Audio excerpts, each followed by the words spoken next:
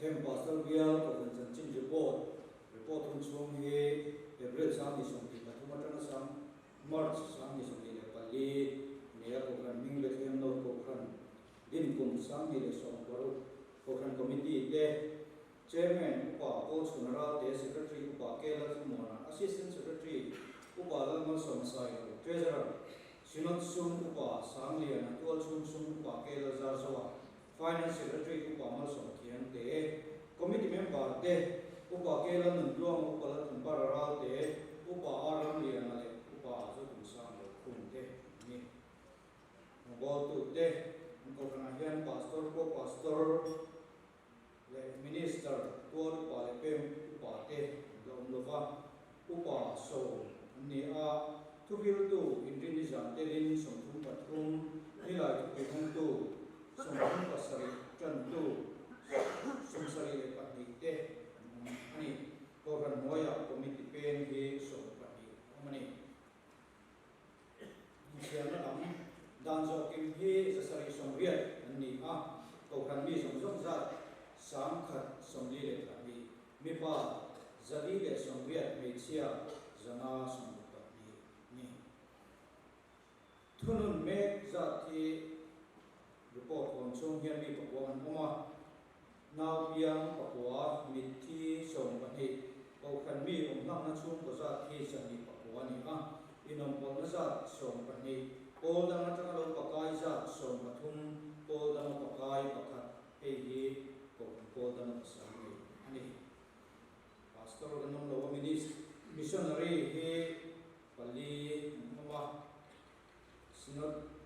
missionary chomza thi sinot kal kangin za le pakhat ani ani Sunday school ho tu de mi panga ania zirtim tu za som wa li in zirlai zirtu zong za thi sa sari som ko ba ni ani a VBS kanai thia MSSU chon moi na dong hi mi pathum ama diploma award pakhat le is silver medal ani te mani pathian ram thilpe chang sinat sum kan zong te pathian ram acheng ma chunga pakhat singli samli sombe le pahmi ram thara cheng ma chungli ko singli sam wa zaria som thum le pakwa bu fai tha ma cheng noi thum sing sari sam khat le sa khovel Sunday school ni thoro cheng sing khat sam bi jong le som bi in nei na cheng sam bi jong le som nga dam doi in bua thoro cheng sing khat sam khat sali sacrament thoro cheng sing ni sam ria cha sari som kwa thok tu chom na cheng ma som khat sing thum sam kwa NEICC bua thoro cheng sing luk sam cheng sam luk le thum PCI bua cheng sam luk zanga som nga MSSU zong fi cheng sam li zani som luk le panga ichuan sinut sum mu zong zong ge cheng ngoi som bua le asari sing ka sam luk zani som nga paru ani tua chung sum pathian ram ikalu cheng noi som thum pariat sing ni sam le zani som li le paru Sunday school thoro cheng noi ro sing ko sam nga za som luk le pakhat pathian ni jan thoro cheng noi li sing sam ni za som li le asari thil da na tana bu cheng noi khat sam bua za som li le panga ichuan tua chung sum mu zong zong gi cheng noi som nga sing thum sam nga za som sari pakwa ani ichuan sinat sum le tua chung sum pe khom gi cheng nga za som li pasari sing nga sam khat li le som thum le panga ani a khatina pathian ram iblut percentage 94 za zela som bua le pali percent ani rombo na lam tua chung rombo na sinati ko kan puitin he na pia tin la ngen na tin asiam khang te ke ya ma bo zui thin ni in ko kan puitin he na kon za mai ko kon za thin ani ni som pali chang ni som paru April sam ni som ni pathum chung khan long lai el suveng ko kan lo ania MSD bus pakhat mangin ni som thum kan kala November ni som pasari atang ni som ko sam ni som ni pathum chung in long lai el suveng ko kan ni non lo ko ka member som pali lo kalin ko kan pani ten hun bi mom tak kan mang hawa long lai el suveng ko kan hi cheng si nga pe ani ni som pali sam ni som ni pathuma reverend lal en ara len za royin pian kun chung chang injectin ani ani a ogas ni som pathum jana reverend ramhim logara te hovin counseling center awareness campaign ni ani ya tin september ni thum jana sinat social front bul tumin political education campaign ko silar ko campaign a khawa kun manani ko kani bia pin ful bia thile roina the ve na turata rolling shutter pahni huwa ni in Sunday school hall siru kung na bangko aluminium frame mga pinpui ani Kolkata mission fila gangga sagar biak in saksun jana lan chen loi thum ramkhar bo ta chum du ani ya het hian gangga sagar biak in sakna ta hian chen loi riat ramkhar bo ta chum du ani to a he biak in hi December ni som pathum sam ni som ni da thum ka mon fel ani to he ani September ni som ni pathum sam ni som ni pathuma bial bo klaput kuin ti sen ya khan lom man pa ni na kan dong lom kan ti le ni October ni nga tanga ni chu idol is presbytery inform wi ko som ni pa na selem ve ko kan ve kin ani ya tolu pa ke la samwa na tolu pa ma so khem te le tolu pa la ma som sai te bethem no ko kan pa ta na ne me o de ne January som pathum sam ni som ni pali ni le mun mangin rom bo ti ko tham na retreat pa bi la mun liam upa bilang mun yang bethem beng la to kan resource person mangin mun tan manga ronggol tu ten dok wi le me in kan sia kum sang ni som ni pali bia li khom bi kan ko kan kan thun na to in bua sai na ta bia in chung chei thak na tho ni a bia in chung rong mai tham ni in ceiling light bia in chung carpet le gallery railing te po thar tha ka ni ni atang ni som pani March sang ni le som ni pali chung khan kan ko kanin awai kan na kan san na camping Krista Creative te roin chong ni kan ne ya ke ma hian mi sa sum sari pani lai kan du pia ko kan han ko ten kan do pi le in kan in sia lo kan ni le bia in mun sa na tu pu ke ro thang te mun ram le na ta bial kal tangin sinaga cheng lo ja somriat ni lania kan di lang hian sinutin cheng lo ja somriat an pe a ko kan ho te kan lo le ani rual ban lo te ni polin ko kan ami me som pa te ne na kan puina pe kan ia Christmas polin kan ko kan kan missionary chuak pi pali te ne na te biak in chakidar computer operator le kan ko kan mi kum somriat te ne na le chung ko harsa ene na Christmas kilpe kan ne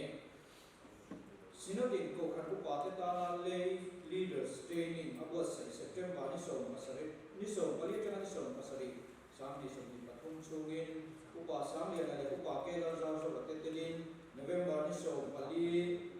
atanga ni so masari chungin upa la kan par ra te upa aram de ko kan ni hian training tuang takin okay ani